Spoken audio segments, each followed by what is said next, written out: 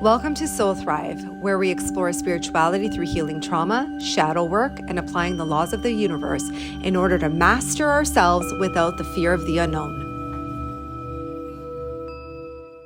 Guys, welcome to another episode on the Soul Thrive podcast. Christina here. And Ivana, hello. And Ivana. You made it sound like, oh, a little girl. Well, why do I have to introduce myself every time? People know. I'd like us to manifest new listeners, watchers and listeners, not stalkers. Not stalkers. Not stalkers. Oh my God. I mean, if we have some fans, that's cool. We appreciate it. Speak for yourself. I love it. Okay. So today we want to talk about an interesting topic that might upset some people on Instagram, okay. but that's Welcome okay. to my life. I upset everybody all the time. I wanted to talk about, I brought this topic up to Christina, and I wanted to talk about, everyone's talking about raising your vibration. And it's like, you can't really raise your vibration or live in abundance or manifest your way through childhood trauma. Nope. Right? And there are so many modalities that are being presented today on social media that are used to avoid discomfort rather than confront the pain or the long-term emotional patterns. So there really is no quick fix. So when I see transformation in one weekend retreat in Costa Rica for $5,000, it's like you can't really transform in a weekend. So I think the big question is, as a collective nowadays, are we healing or are we bypassing? I've been asking that question. I mean, I've been even communicating about that topic for a very long time, because for a long time, people just, even with my own work, being a shadow worker and dealing with people's deep subconscious or unconscious parts of themselves, the conversation was always like, oh, I just, wanted to come get a reading done, and I want to know like what the outcome of the situation is, and then like not recognize the pattern that they're in, not recognize, the limitation that they've set up because of the childhood experiences. And at the beginning of my career, I would say I didn't have the confidence to really step into what I knew was a reality, and I was people pleasing, which goes into like, hey, you got to deal with your stuff, right? You got to deal with the subconscious parts of you, the shadow parts of you, to recognize what's really happening. And as I progressed on, I'm not only just going to preach this, I'm going to do this too. I'm going to step into these subconscious parts, shadow parts, and really deal with the emotional traumas of experiences. I then started to attract a lot of people too that have gone to therapy for X amount of years, and they're just like, there has never been any resolve. And then they start coming to me and they're like, wow, within 1 hour, you helped me understand my pattern, my trauma, what my behavior is like, why it's like this, and so on and so forth. Now it's far different. I think I attract a lot of people who are not trying to spiritual bypass. And if they are, what's interesting is they may have that one session with me and then I never hear from them again. And that's okay. But I would agree with you. I think everyone now, with so much jargon, there's so much information overload, because everyone's just trying to get viral. At the end of the day, they're just trying to hook you and get viral. Yeah. Whether that's on social media, social media is not healing. Social media is not, just because you listened to even our own podcast, we try to educate as much as we can. But at the end of the day, if you're not going to sit down and do the work to get to the core of what these aspects are, you're not going to lift your frequency up. You're not, just because you decided to say that ex-partner or that ex situation was toxic and you removed it out of my favorite word, toxic. Everyone's toxic and everyone's a narcissist. We actually have to really look at the facts of a situation when it comes to people, because there's so many different dysfunctional patterns in relationships. And the fundamental thing that we need to be focusing on is relationships. We need to be focusing on how we have a relationship to ourselves, how we have a relationship with others, how we have a relationship to our food, our money, our career, our entire existence. What is our relationship with those things? And most people do not examine that. What they would want instead, and I don't blame them, because sometimes they don't understand it because it's based on their own programming and their own adaptation and what they're learning about what healing is, right? And that's the problem. The problem is there's so much out there that they're like, oh, this person's going to teach me how to manifest money. That's what I want to know. I want to know how to manifest money. It's like, but did you understand the core wound aspect of your relationship to your mother and why you have all these limitations and where these And limitations why you don't have money? and why you don't have money and like what your energy and what your value actually is? No, you haven't. You haven't even examined that. But let's just do affirmations and let's just do. The just Virgo am in me tired. sat down and I made a list. Oh, give it to I me. made a list, and not to say that these modalities are not useful when combined with trauma work, but Yeah. doing just them alone doesn't feel like the right. So this walk is me what through the list and I'll tell you like yay or nay energetically. So it's like just doing energy work or Reiki, just having someone do Reiki on you. I have a problem with that. Reiki is great if you're operating from a third or fourth dimensional perspective. To a degree, yes, it does help. And there is a layer of being able to regulate someone's nervous system through bringing in this clean energy. However, I have never met a Reiki practitioner that has a clear channel. Meaning that they've got so much trauma and so much shit that they're just literally not dealing. And then there's some that have actually done the work. But if you're going to get certified in being a Reiki practitioner, you also have to look at your shadow aspects and your traumas and your experiences, because the moment you touch someone else's energy, you're affecting them You in could some be way, some form. transferring your shit, and people don't even know it. It's like, okay. I've had that happen to me, right? Like I've walked out of situations where I'm like, why am I feeling this way? I'm like, oh, this was this person's energy right now, or they were going through something, right? Okay, second one, your favorite, vision boarding.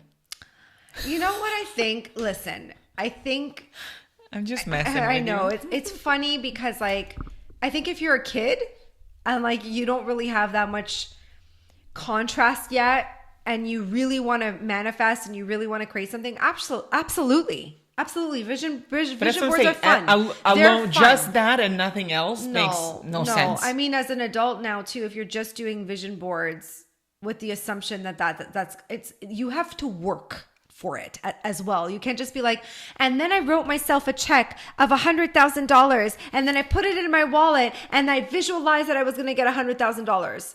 You know, I did that 15 years ago. I put $1 million. I still didn't get it.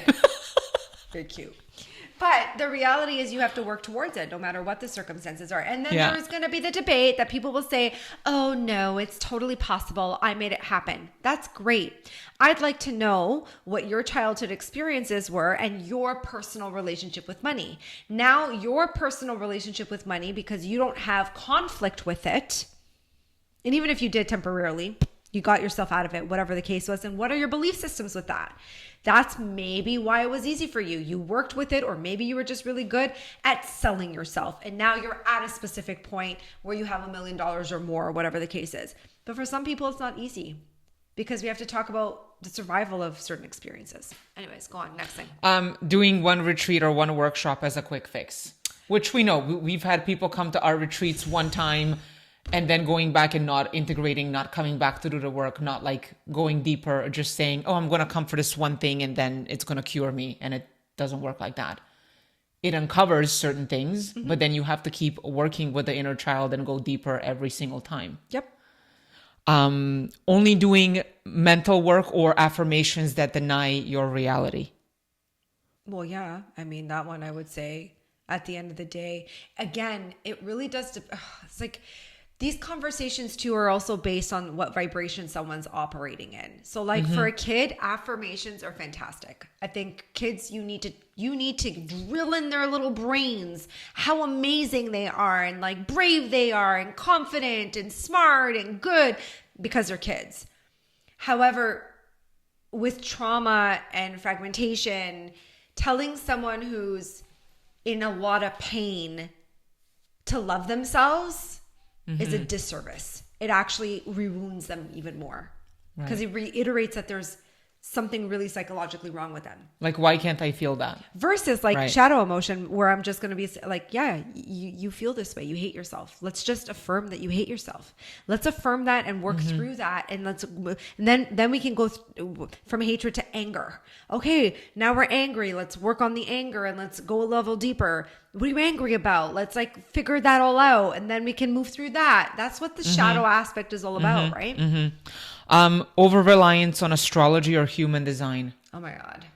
That's oracle cards, tarot cards, all of the above too. Well, yeah, I have There's- tarot afterwards. Yeah, Yeah, it's just just- relying on tarot. Yeah. You can't, guys. Like the idea that, and this is something that I tell a lot of my clients too. Don't come to me for readings like every few months. Like once a year is good enough. And that's a check-in to see where you are vibrationally. And let's like reassess. That doesn't mean I can't read you. That doesn't mean I don't understand what the hell's going on. It doesn't mean I don't even know what you're going to line up with based on your vibration. But my job is to empower you enough to find the confidence so that you align with a better experience and outcome for yourself. The idea that people are looking online just to get a message to be like, this is my sign.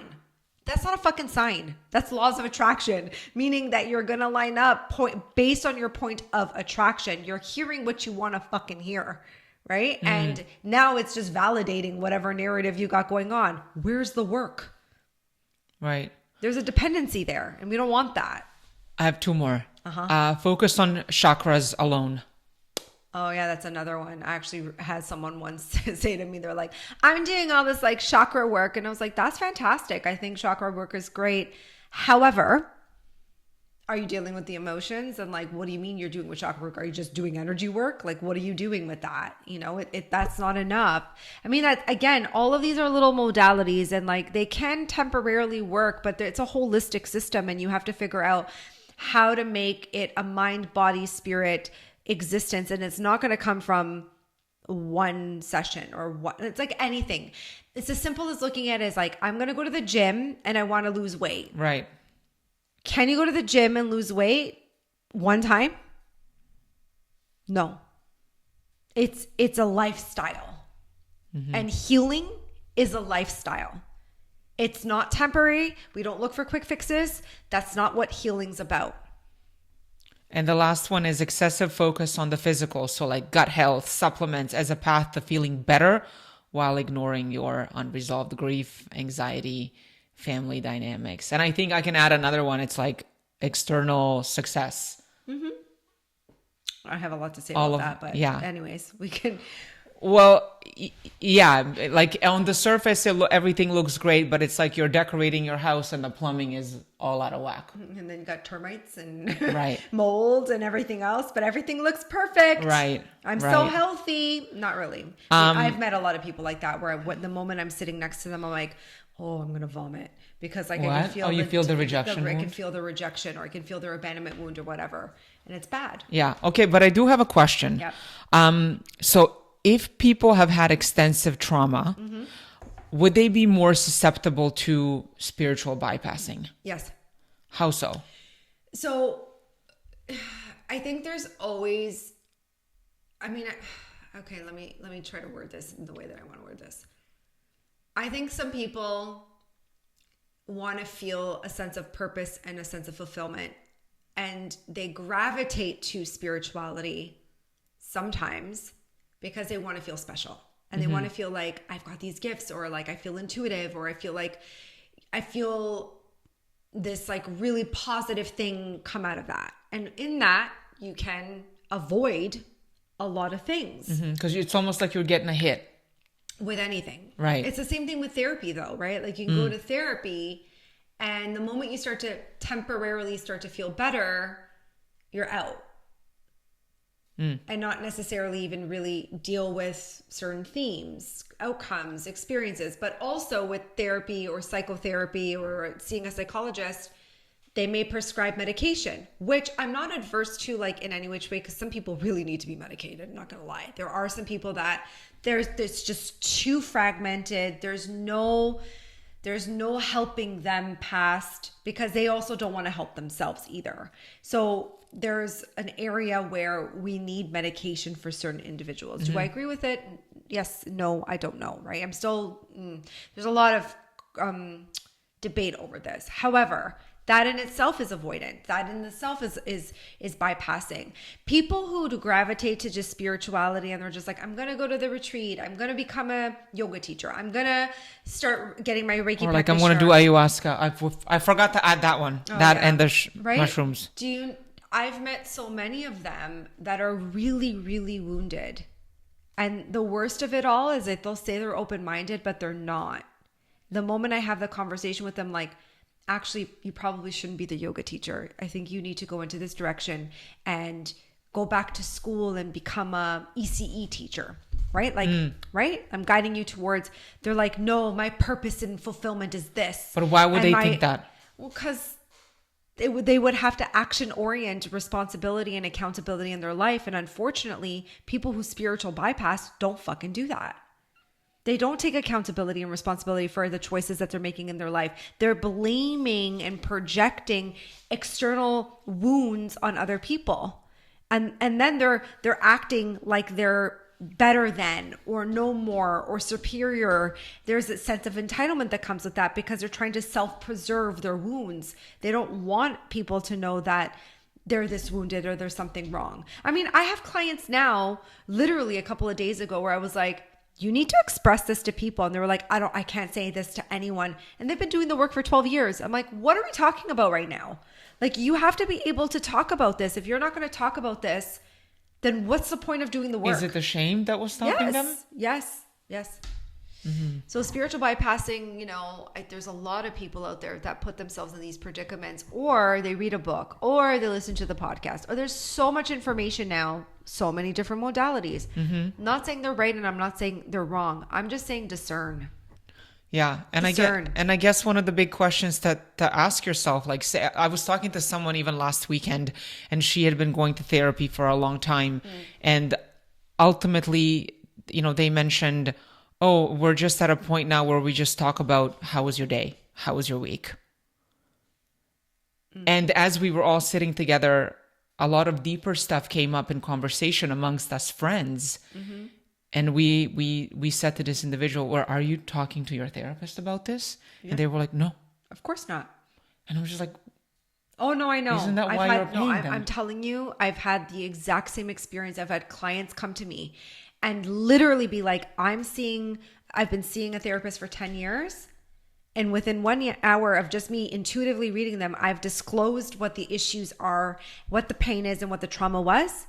And they haven't even said it to their therapist. And they're like, well, you acknowledged it. And I've been going to therapy for X amount of years and I've never told my therapist this. How?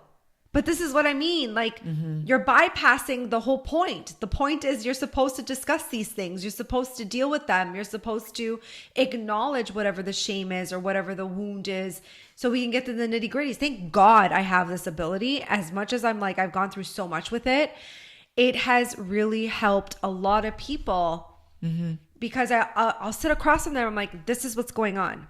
Now, if they're not receptive to it, it's a whole other conversation, right? Because if they're so far in the resistance or so far in the bypassing, or they're like, I dealt with this. I had a client not too long ago say to me, but we already did that. Like, but you go back and do it all the time. We already healed that. And I was like, okay, again, I can't believe I'm having this conversation after, knowing you for a decade or so. There are layers to this experience, and fragment means you have fragmented parts based on this one point of perspective. And that's a layer. And so, okay, let's say, can we just explain that so when you say fragmented parts, it means when they were younger, something traumatic happened but it kept happening. I need you to understand. Over and over. Reoccurring happening. And then what's the fragmentation that happens? So it's a multiple fragment based on a reoccurring issue, right? That's what causes trauma. So it's like the first time I got hit. Okay. And then I was shocked. It's like, oh, something happened. A split in my awareness happened, right? A split in my consciousness. Now I don't know what I did. Did I do something wrong? Did I deserve that? Why did I get hit? And then there's no explanation. So now I have to rationalize why this is happening to me. Right. Add then the dialogue that is being said to me, right? The gaslighting, the physical, mental, emotional abuse, because there's also that type of abuse. Then there's another fragment in my consciousness, because now what I believe is true is a completely different point of perspective with the people around me who are telling me that the things I feel, the way I see, the way I've experienced this wound isn't true. There's another split in my consciousness. So like we can look at the one wound of like why you people please, and that could have like a whole slew of fragments that we need to become aware of. We need to go to the depths of that, unhook that, become aware of that, and look at that and say, what's the core issue here? And how many versions of this experience have caused you to act this way? So do you think that it's like one session that you can do that? No, you can't integrate that. It's got to go very slow. We have to look at that. We have to then make you aware of that. We have to change the way you view it. We have to change the way you operate with that. We have to change the way you feel about this. Then this is where it gets interesting. When we've done the work, and you know this because you've done the work with me for a very long time. When we finally heal the fragments, there's a wholeness feeling, right? By laws of attraction, the physical reality that you're in will mirror that wholeness now. Everything changes. Right.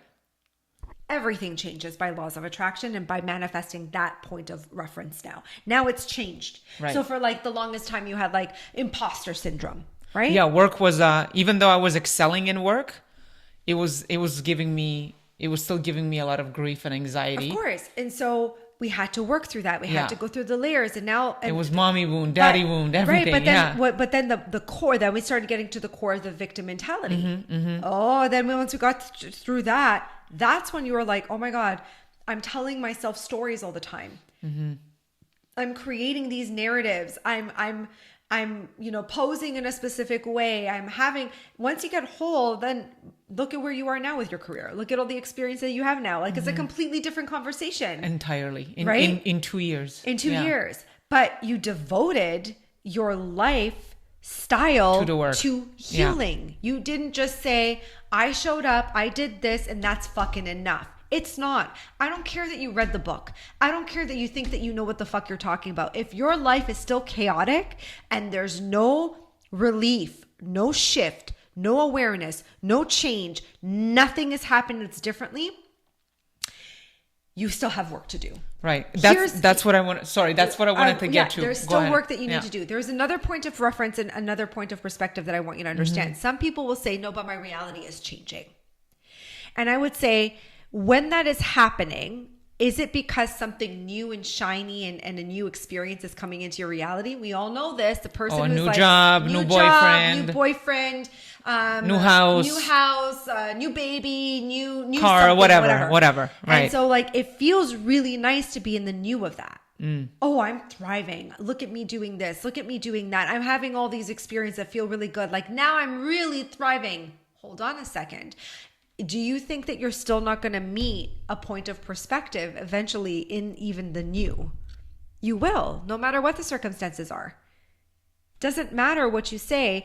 If, let's say there is an issue in a partnership, right? And you're like, hey, you know what? I'm not happy in this partnership. You need to change these behaviors or I'm gone. And the person goes, okay, I'm going to change. I'm going to do this.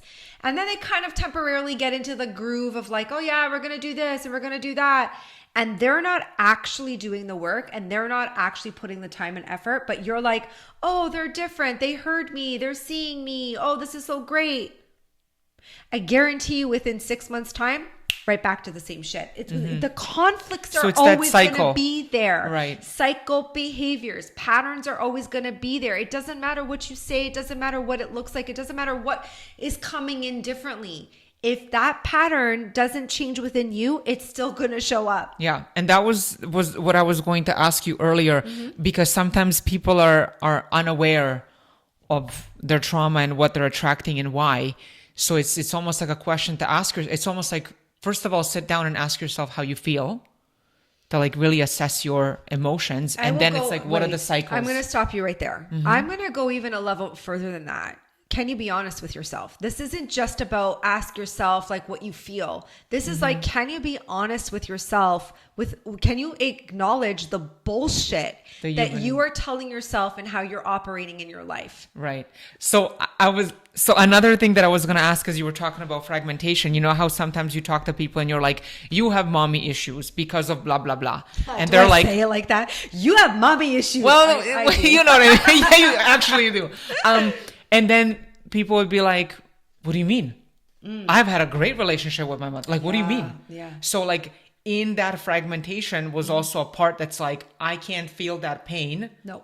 So I'm going to act as like this protector, and I'm going to be all fucking delulu about what my mother was like or what my father was like or whatever. Yeah. And it feels like there's also a lot of that. But yes, to go back, it's like, why wouldn't people be able to be honest with themselves, to go back to that first question? Well, it's many reasons, because of trauma. I'm just going to trauma. Just too painful? Is it just too it's painful? Trauma. It's way too painful. I've been conditioned to operate in a specific way. My belief systems have been programmed this way. My mind only understands this point of perspective. I've been educated to believe that this is my life, my choices, my experiences, the effects of whatever that was, or I've dealt with it, I healed it, and yet they can't function in a specific way. They can't align with certain outcomes.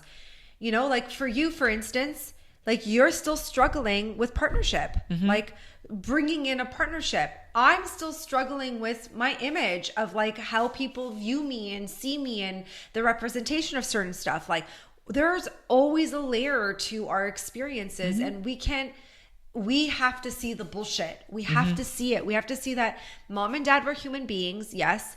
And there are things there that have been conditioned, good and bad. I'm not just saying look at the negative all the time. That's not what I'm communicating. This isn't just about like viewing things in black and white. It's about registering what it is from a whole point of perspective.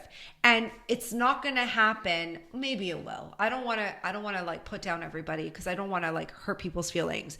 Maybe a weekend getting away from an abusive partner, or getting away from a really toxic situation and going to a retreat for a weekend was life-changing, because now it gave you the break from the abuse, and now and a breakthrough, a breakthrough for you to view things from a different point of perspective.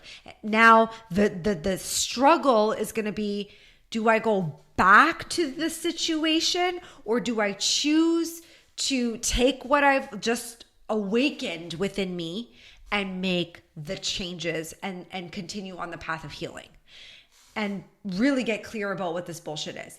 But 99% of the time, people walk away, they go into this environment, they do a little blah, blah, blah, blah. I feel really good. And then they go right back to the same scenarios. And it's unfortunate, but it happens. And I'm not judging anyone for that. I know what abuse is. I know the struggle of abuse. I know the cycles. I understand the patterns. I get how people operate. I'm not hating that people are spiritual bypassing. What I don't like though,